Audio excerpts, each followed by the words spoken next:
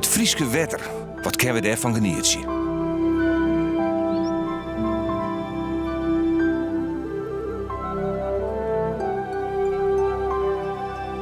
Maar hoe wies dat we er ik maar binnen, wat weten we er eens van? Hoe is het eens met het wetter dat we zo goed kennen?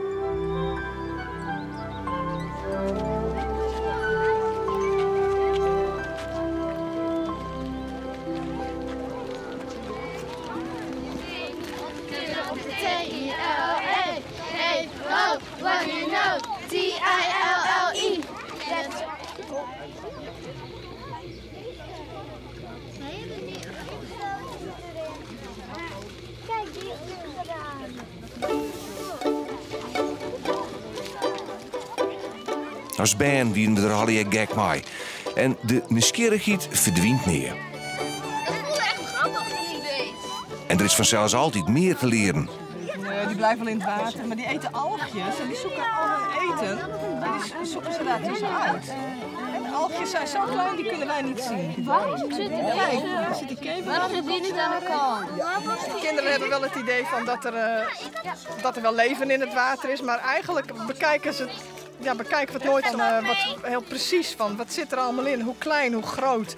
Het is niet alleen maar de grote dieren, en het gaat ook om de hele kleine diertjes. Die zijn ook ontzettend belangrijk. Nou, we hebben heel veel poelslakken, zoals hierheen en daar en daar en daar.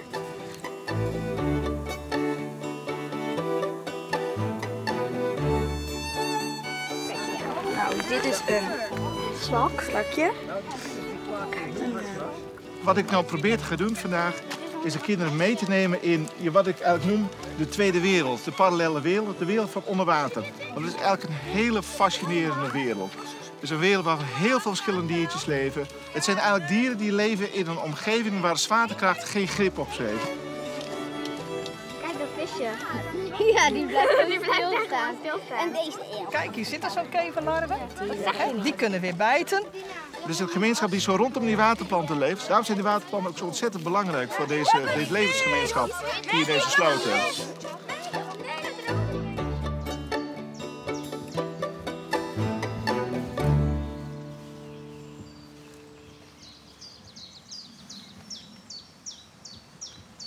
Maar was er ik van wist, één ding is wis. Het wetter in Friesland bestiert bij de gratie van mensenhanden.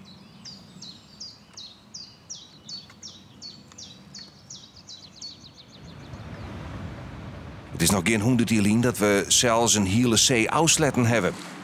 De Zuiderzee, maar de oudste diek. De grootste diek die het mak is in Nederland. Maar de natuur maar het vergeten. En met name de natuur onder water, want die zie je soms net.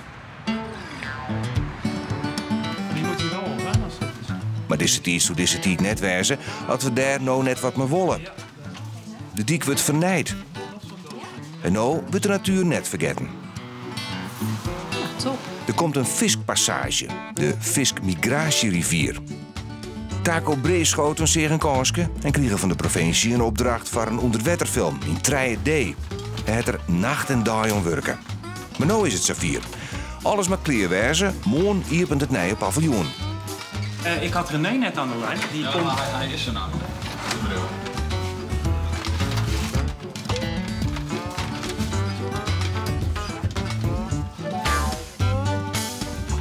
En er binnen nogal wat losse eindjes.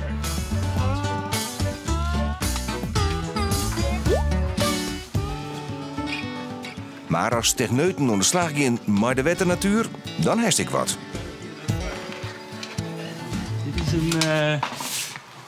We hebben hem amfidroon genoemd. Om je een vaste plek te geven in de virtuele omgeving. En ja, dat geeft je een veiliger gevoel. Hiermee kun je virtual reality beleven. Deze bril geeft je het gevoel aanwezig te zijn in de derde dimensie.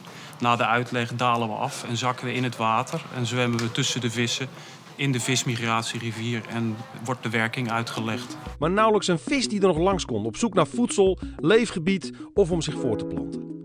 Met als gevolg steeds minder leven in het IJsselmeer. Hier hebben we een hele gedurfde oplossing voor bedacht. De vismigratierrivier.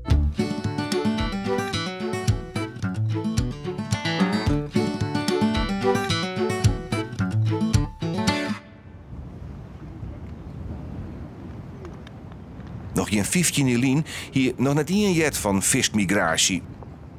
Maar dat is nou oors.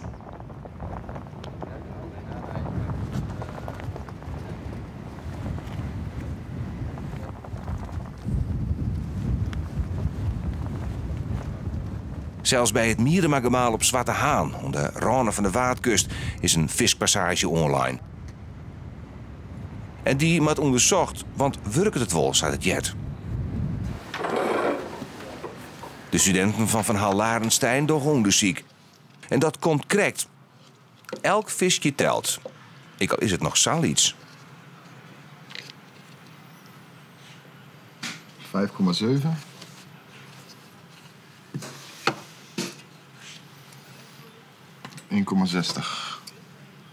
En Tragurus.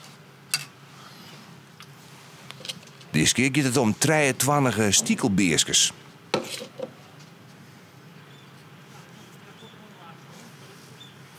€6,1. 1,80. 6,3. Zo, wilde. Ze willen massaal van de zee naar de polders om haar te vermeerderen in het zwierte wetter. 1,72. Maar dat kjelt het zwier terug al die dieken en gemalen. 6 rond. Haast elk wordt meegenomen in het enthousiasme om de wetternatuur te helpen. 1,80. Ik, gemaalbeheerder Siebold Krol, is ondersteunen. Hij weet nou echt alles over de vismigratie en hoe hij zijn gemaal inzetten kan om de viskies op water te helpen. We zijn hier in het noorden van Friesland, bij het zeegemaal, het Mierenbachgemaal. Dit gemaal bemaalt ongeveer 7000 hectare. Dat vermalen we met 3 centrifugaalpompen. Ongeveer 700 kub per minuut malen die naar buiten. Daarmee brengen wij een hele hoop zoet water hier op de Waddenzee. En zoet water, dat hebben we nodig om vis hier aan te trekken, zodat die via de vispassage hier naar binnen gebracht kan worden. Hier zie je het scherm ervan.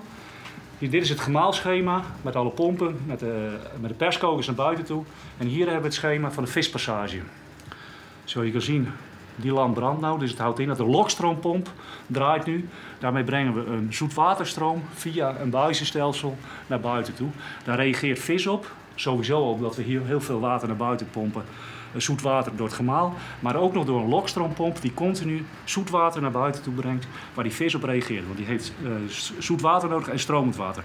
Daar trekt die vis door dat buizenstelsel, komt in die grote put uit. En zo brengen we die vis hier naar binnen toe.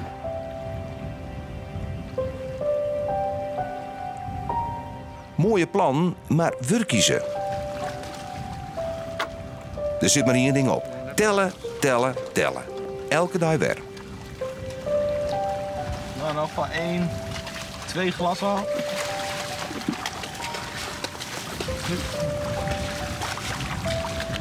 Nou, heel wat juveniele platvis. Ja, we zijn nu aan de andere kant van de dijk, dus zeewaarts.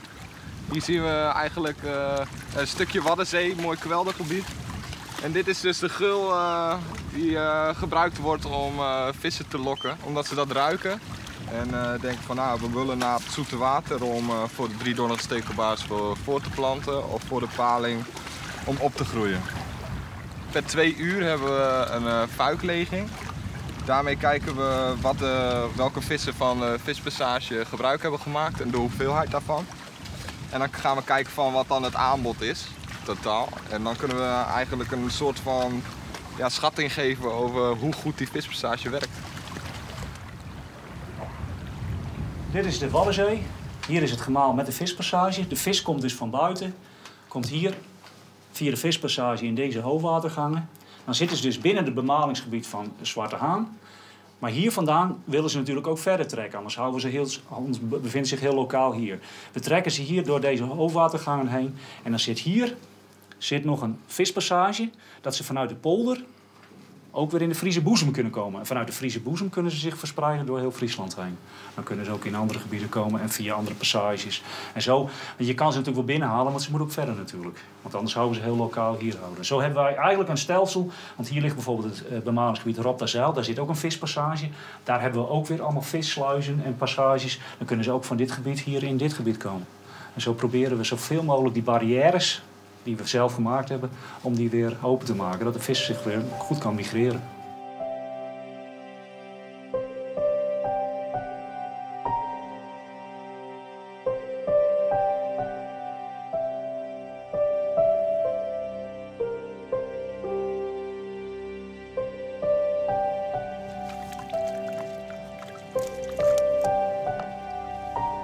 Er is al een soort bekend door het gedrag van de visken.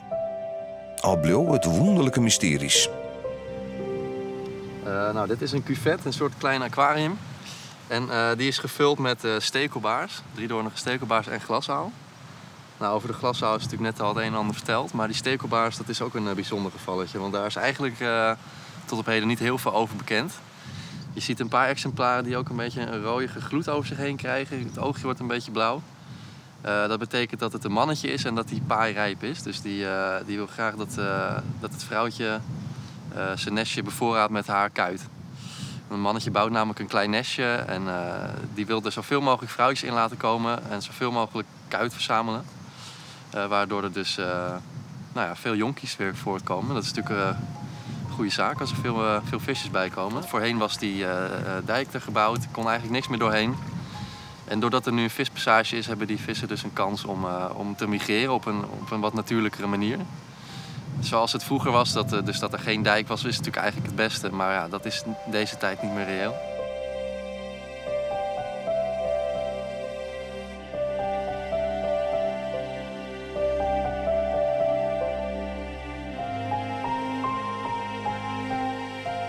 Je hebt iets wiender in dieken en oeral weer wetter. Het het vers heel mooi west, maar de keerzijde wie een jermetierig boerenlaan. Ons de komst van de ruilverkaveling. Doe wie het oer, maar dat landschap van doe.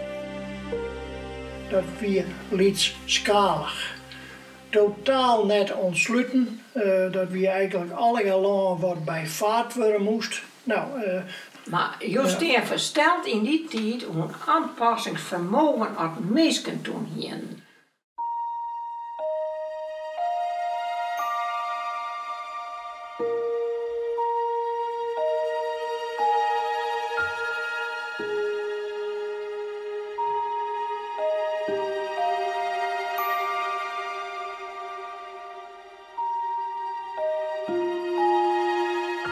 Maar de landbouwmachines kwam de wol veert.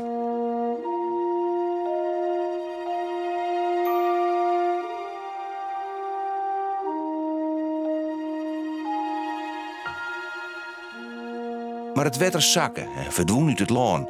En daarmee de vogels uit de graaide.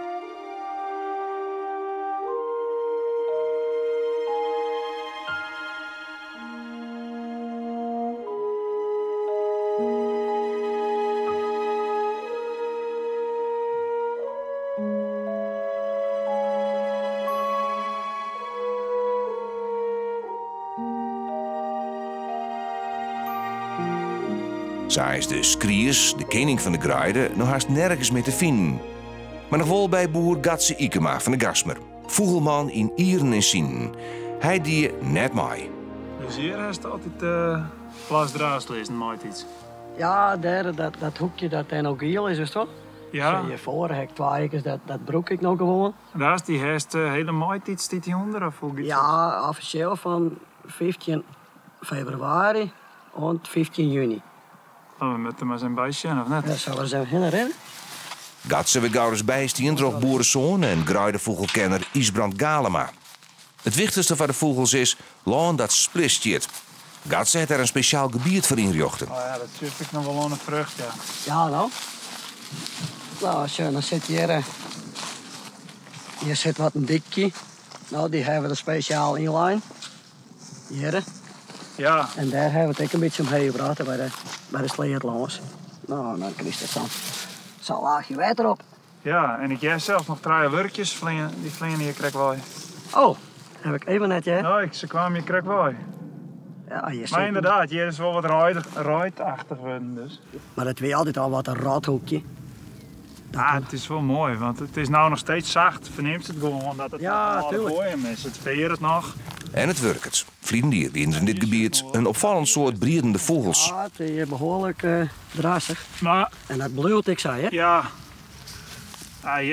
Je zust ik, nou die vogels zijn hier vanavond nog in de grondhand. Ja. Zelfs zit ze nou nog net. Zelfs zitten net volle vogels. Ze maakt er nou ook een broek van dus. Ja, maar zus hier nou ik nou wel een soort migjes aan vliegen, nou? Ja, dat is zo, ja. Ja, vier, dus dat is zus hier nou. Ja, meer is ook gewoon land. Ja, nou? Gewoon land dus, maar wat is gewoon? Op het land van zijn familie liet Isbrand zien hoe slim het land inklonken is door de ontwettering. In nog geen 50 jaar. Nou, we staan hier op een plak in de polder. We staan eigenlijk tussen het boezempeil, de poel insist, en het sletspijl. En het is juist het enorme verschil. In landschap, wat het wetter met landschap dienen had eigenlijk. Ja, dat is met vroeger met dat een gatwest wezen. Daar is wetter in steen blund en zo ben in Polen ontstaan. Dat is misschien in de ijstijd gebeurd. Maar toen weer dit het leegste plak van de polder, dat ken het ons. Als je het wetter er nooit steen blund. En nou is dat, ja, dat is haast 2 meter leger. Het wetterpeil is wel 2 hele meter haast leger, ik weet het net. Maar daaromtrent, dus een just dat er is wel een soort gebeurd de laatste hele eeuw. Ja, ik denk dat de afkalving daar, toen is het echt extreem naar onderen gegaan, de pijlen. En ja, je shirt onder pleats, niks, alles verzakt. Ik zal even proberen of ik hem aan kan krijgen. Sanet bij Gatse. Hier is wetter welkom. Kijk, hij pompt het daarop en dan gaat het zo door de buis. En dan pompt het zo op het gras. Ja, dan is het in 2 dagen wel vol. Nou, en... Ja, als de vogels komen in maart of zo, ja, dan is het weer. Dan probeer ik hem onder water te hebben. Dat is ideaal, ja. En van boven is het natuurlijk een spiegel, hè? Ja. Het wetter. Ja, Ze zeker. sjuggen het wel. Ja. Sjuggen het gelijk. En de orenvogels die zitten er al in, dus het lakkert elkaar ik wel wat om. Jawel, hè?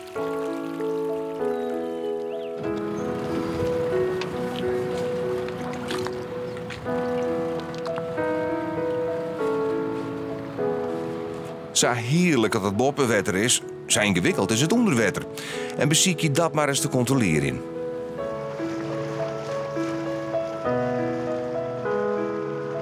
We zijn op de Golden Garips te Poelen, dus vlakbij Sneek, bij het Sneekermeer. En de Sneekweek is bezig, dus het is een en al zeilerij met wedstrijden. En we varen nu richting Jouren.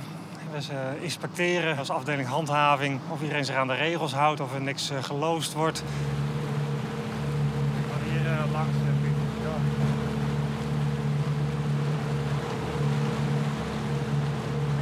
Er is ongeveer 10 jaar geleden een logingsverbod ingesteld op toiletwater van boten. En het is heel moeilijk om dat te controleren, want het logingspijpje zit onder water. En dat is heel moeilijk. Het is niet te zien vanuit ons inspectiebootje. Als je kijkt naar de afgiftepunten aan de wal waar je dat vuilwater kunt afgeven, ja, die worden heel weinig gebruikt. Dus het water gaat ergens heen en niet naar die afgiftepunten. Dus waarschijnlijk gaat het overboord. Het is net zo'n smakelijk onderwerp, maar het maakt maar eens zijn, want die keer gaat het om wetternatuur.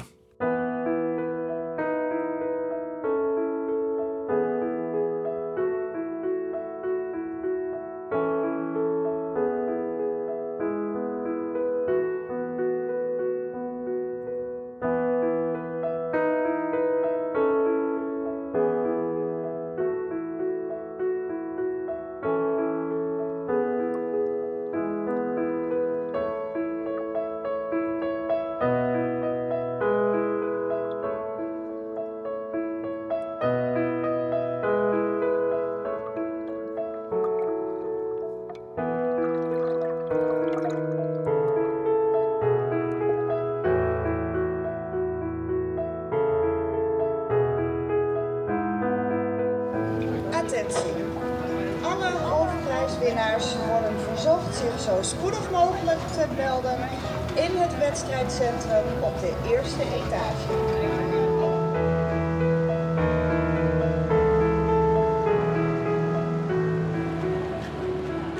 Benammen in een drukke periode als de snitswieken is het genieten op het wetter. Maar voor Matti en Eelco is het extra billig. Zij controleren dat het wetter geen genoeg is om in te zwemmen.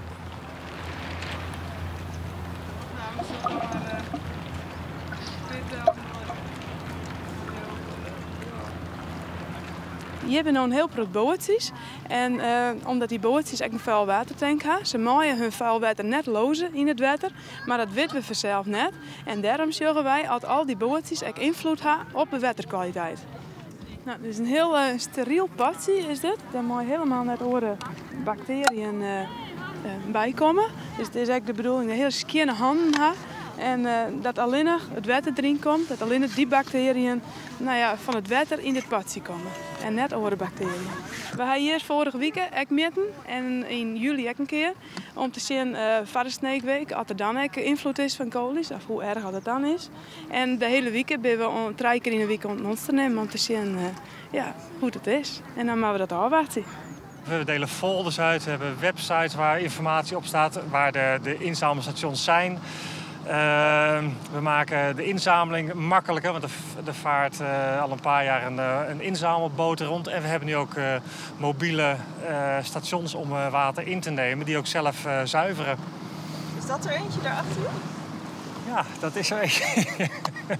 Hij is helemaal zelfvoorzienend. Er zitten zonnepanelen op het dak. In principe kan die zonder hulp van stroom of wat dan ook, kan die het water wat hij inneemt, kan hij zuiveren. Er zijn er nu 2 in Friesland. De tweede is van de week geïnstalleerd. Die ligt vlak bij Workum. En wij hopen dat veel mensen er gebruik van gaan maken. Want het is een heel mooi middel om het afvalwater in te zamelen. Je zou verwachten dat men zich aan de regels houdt. Niet zozeer omdat het de regels zijn waar je aan moet houden, maar ook omdat het gewoon heel vies is. Als je zelf wilt zwemmen, dan wil je ook in schoon water zwemmen. Je zou verwachten als gebruiker met een boot dat je ook zorgt voor de waterkwaliteit. Of meehelpt te zorgen voor de waterkwaliteit. Saan Mooilaan, maar sok mooi wetter. Meeskewerk en toch ik natuur. Waarom vinden vogels dat aan zo nieuwsgierig? Dit ben wel mooi weer meer. Op een heel soort plakken, juist waar het nou te droog is, daar zit die weer helemaal opkrullen in een soort van, simmersliep eigenlijk. Te wachten tot het weer eens een keer wieter wordt dat ze weer verder kroepen kunnen. Maar ja, hier juist bijvoorbeeld, het is hartstikke los. Ze kan je prima terugkroepen, maar ik die vogels kan er mooi de snavel gewoon inprikken. Plus dat er dus een soort weermen in de bovenste laag van de groen zit, zo hier ik. Dat zit op en mooi. Ja, het zijn natuurlijk meestal trekvogels, dus die moeten helemaal naar Afrika vliegen. Ja, dat kost een soort energie.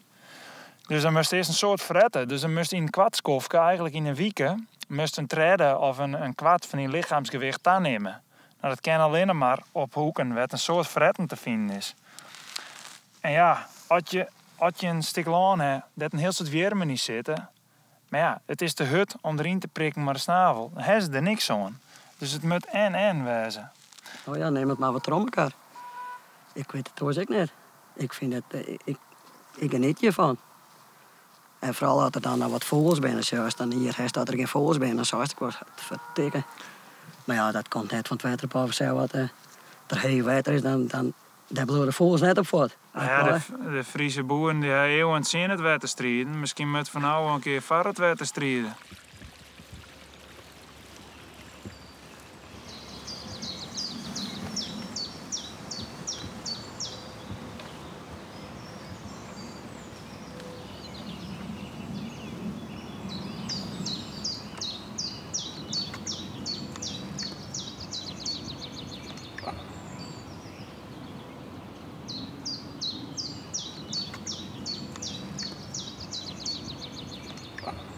In het natuurgebied van het Koningsdiep leidt een nieuwe vispassage. Van hieruit kunnen de visken nog verder het laan in. Zo, alles in het bakkie. Jeroen Huisman heeft zijn studenten meegenomen voor nijonderzoek.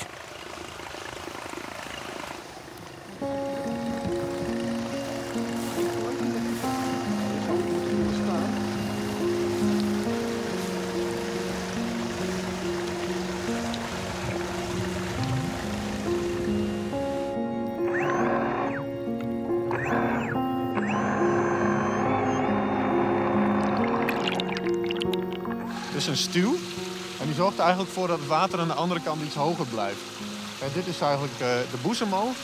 En aan de andere kant is het dus, nou ja, wat zal het zijn, 40 centimeter hoger dan de boezem. Maar ja, zo'n stuw, dat is dus een concreet obstakel voor vissen. Want de meeste vissen in Nederland die kunnen daar niet zo overheen springen. Dus daarom heeft het wetskip dit soort vispassages, ik weet niet of je het in beeld ziet, dit soort vispassages er langs gemaakt, zodat die vis eromheen kan zwemmen. En dus kunnen ze eigenlijk weer naar de beken toe. Nou, dat is allemaal net nieuw, dus zullen we de komende jaren gaan zien.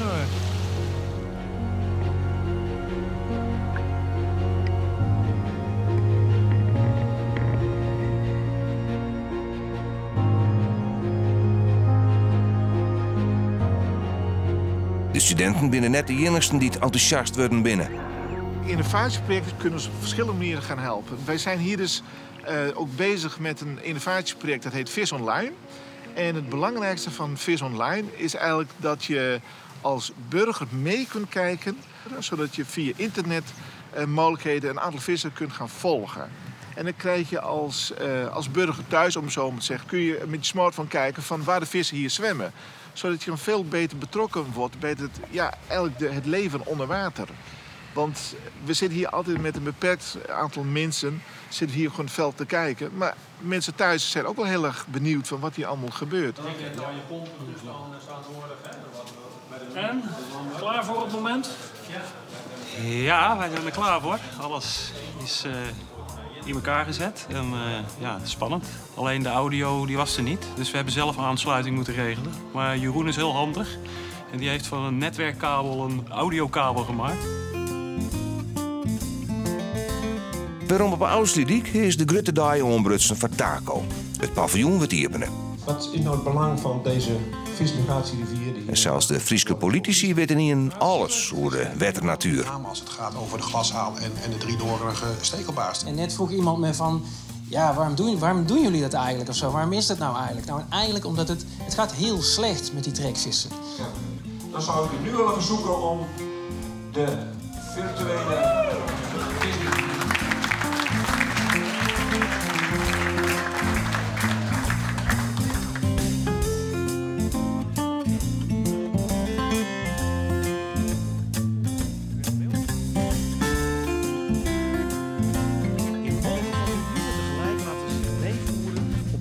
Golfstroom richting Noord-Europa.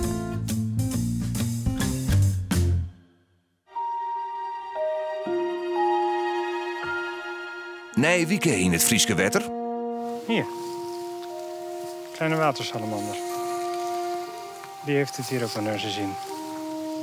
Op zoek naar de wetternatuur in de Oude Veen.